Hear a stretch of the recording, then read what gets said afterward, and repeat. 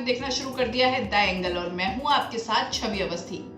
दोस्तों, इन दिनों एक केरल की हथनी का मामला बहुत तूल पकड़ रहा है, जिसमें हथनी को अनानास में किसी ने पटाखे डाल के खिला दिए, जिसके बाद हथनी की मौत हो गई। बेहद ही दर्दनाक हादसा है।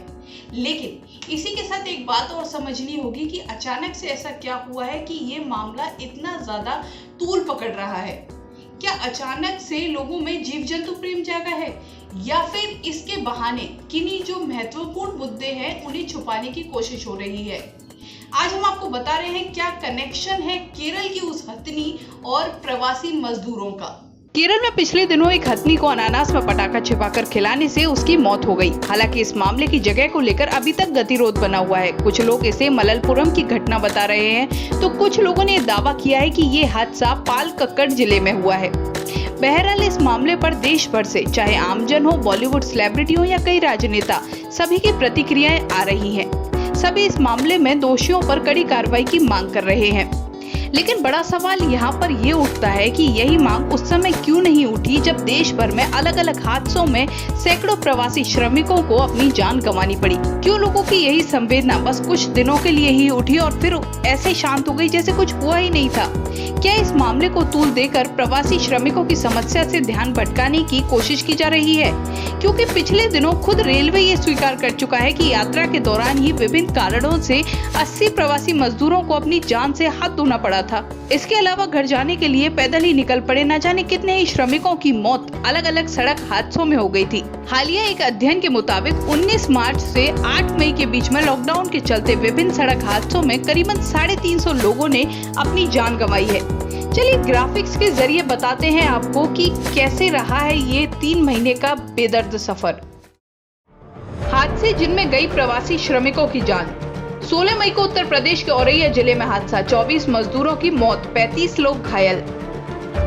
16 मई को मध्य प्रदेश में सागर कानपुर राष्ट्रीय राजमार्ग 86 पर हादसे में 6 श्रमिकों की मौत, 16 घायल।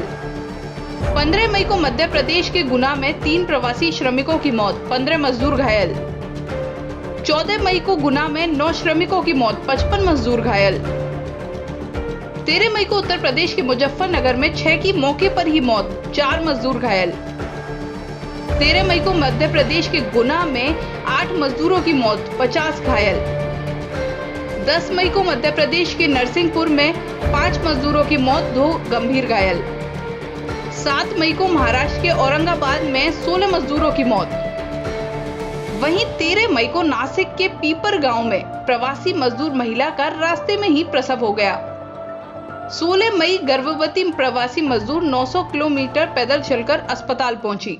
जी हाँ, नासिक से एक महिला मजदूर चलती है और रास्ते में ही उसे प्रसव पीड़ा होती है, जिसके बाद जैसे तैसे उसकी डिलीवरी कराई जाती है। कोई भी उसकी मदद के लिए आगे नहीं आता। गांव की ही कुछ महिलाएं उसकी मदद करती हैं, उसकी हिम्मत बढ़ाती है और प्रसव के 2 घंटे बाद ही वो महिला फिर से चल देती है अपने गंतव्य के लिए, अपने गांव के लिए। ऐसी एक महिला नहीं है, ऐसी कई महिलाएं थी जिन्होंने प्रवासी मजदूर जो अपने घर के लिए निकली और उन्होंने इस तरह की यातनाएं झेली। लेकिन इन सब की बात सुनने के बाद भी, खासकर जो हमारी महिला नेता है, किसी का भी दिल नहीं पसीजा, ना स्मृति ईरानी का, ना मेनका गांधी का। लेकिन अब केरल की एक हथनी का फोटो आने के बाद अचानक से स्मृति ईरानी हो या मेनका गांधी हो या अन्य महिला नेता हो, उनके दिल पसीज जाते हैं और लगातार उनके बयान आने लग जाते हैं। कुछ अजीब नहीं लगता? No, it's not an incident, it's a murder. What has happened is that a pregnant elephant who had simply, there was no conflict between her and people. She had simply come out to try and find some food. She was pregnant, she was used to people, and it was a mother elephant. Now when she was walking down, somebody gave her a pineapple with a bomb in it and it exploded her whole mouth. So she went into the river and she died there, and her baby has died with her. Now Mallappuram is a very famous for incidents like this. It is the most violent district in the whole of India. दोस्तों, 100% की बात ये है कि अगर इस तरह की संवेदना लोगों ने पहले दिखाई होती तो कई मजदूरों की जान बचाई जा सकती थी और सरकार पर दबाव बनाया जा सकता था।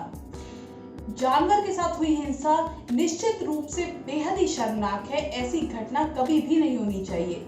लेकिन जानवर की आड़ में इंसान के लहू को छुपाना कहां तक सही है, ये बड़ा सवाल है। अगर आपको हमारी ये रिपोर्ट पसंद आई है, द एंगल पे इसी तरह खबरें देखते रहिए और हमारे चैनल को सब्सक्राइब करना ना भूलें, जिससे कि हम इस तरह की खबरें और आप तक यूं ही पहुंचाते रहें। नमस्कार।